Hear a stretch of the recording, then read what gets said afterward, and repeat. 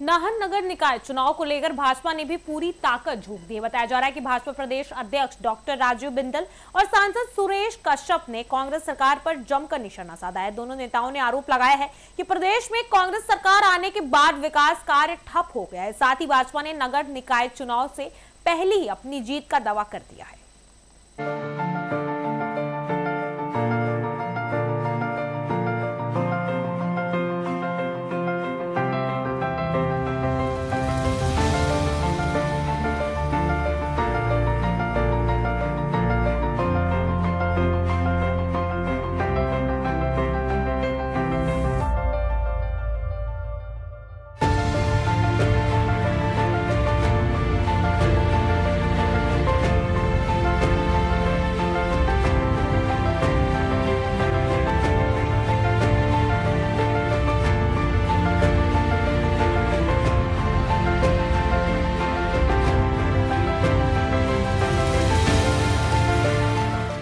ये बदलता हुआ शहर उसी 5 साल में बदला। चाहे वो महाराणा प्रताप पार्क बनाने की बात हो, चाहे रानी झांसी पार्क बनाने की बात हो, चाहे हिमाचली पार्क बनाने की बात हो, या गुरु गोविंद सिंह जी के नाम पर गोविंदगढ़ पार्क बनाने की बात हो, चाहे अंबेडकर के नाम पर अंबेडकर पार्क बनाने की बात, मल्टी स्टोरेज पार्किंग बनाने की बात हो, तो बस अड्डे के ऊपर हिमाचल की सबसे बेहतरीन मल्टी स्टोरेज पार्किंग बनाई गई। ढाबों में पार्किंग बनाई, शिमला रोड पर पार्किंग बनाई। गुरु गोविंदगढ़ मोहल्ला में मल्टी स्टोरेज सामुदायिक भवन बनाया।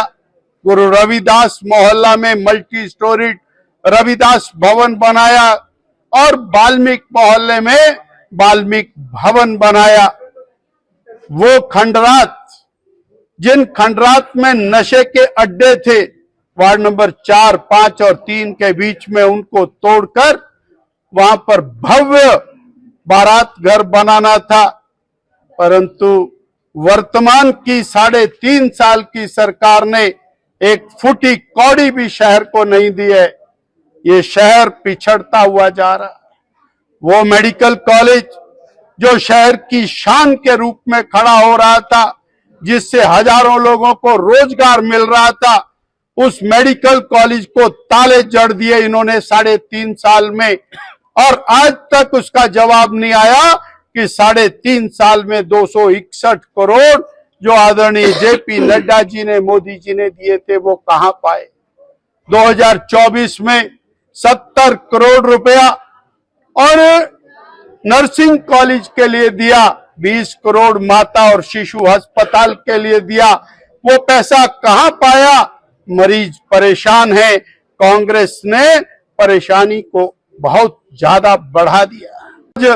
सीटी स्कैन पर, और सीटी स्कैन करने वाले टेक्नीशियंस नहीं है, रीडिंग करने वाले डॉक्टरों की संख्या कम हो गई। आखिरी डॉक्टर जो बचा है वो भी जून के महीने में रिटायर होने जा रहा है।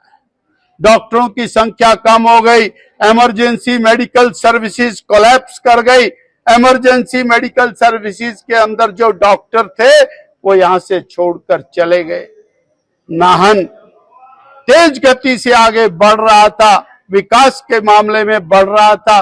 उस बढ़ते हुए नाहन को ग्रहण लगाया कांग्रेस की वर्तमान सुखविंदर सिंह सुक्खू जी की सरकार ने और हमारे विधायक जी की सरकार ने। इसलिए जब तक भारतीय जनता पार्टी की सरकार थी, भारतीय जनता पार्टी की नगर पालिका थी, दनादन काम हुए स्वच्छता का। और जिन वादों को करके ये सरकार सत्ता में आई थी, 3.5 वर्ष बीत गए, लेकिन एक भी वायदा ये पूरा नहीं कर पाए। ये बात करते थे नए दौर की, ये बात करते थे व्यवस्था परिवर्तन की, ना वो नया दौर आया, ना वो व्यवस्था परिवर्तन हुआ, अपितु व्यवस्था का पतन जरूर हो गया। इन 3.5 सालों में जो झूठे वायदे इन्होंने किए थे, वो चाहे महिलाओं से किया गया 1500 का वायदा था, या युवाओं से किया गया 1 लाख सरकारी नौकरी देने का वायदा था, या हर घर को 300 यूनिट फ्री बिजली देने की बात थी, या फिर जिस प्रकार से एक 680 करोड़ रुपए का स्टार्टअप युवाओं के लिए लाने की बात थी, दूध खरीदने की बात थी, गोबर खरीदने की बात थी, अर्थात इस प्रकार के बहुत सारे वायदे इन्होंने किए थे। लेकिन ये वायदे 3.5 वर्षों में हवा हवाई हो गए और प्रदेश की जनता आज महरूम हो गई। जिस प्रकार से विकास के मामले पिछली 5 वर्ष जब जयराम ठाकुर जी की सरकार, भाजपा की सरकार थी, उन्होंने शुरू किए थे, लेकिन इन 3.5 सालों में वो सारे के सारे काम जो है स्टैंड स्टिल पहुंच गए। हमारी सरकार के समय में जिस प्रकार से जो योजनाएं शुरुआत जिनकी हुई थी, आज वो सारे काम जो है ठप पड़े हुए हैं। अगर हम देखें तो आज केवल केंद्र की नरेंद्र मोदी जी की सरकार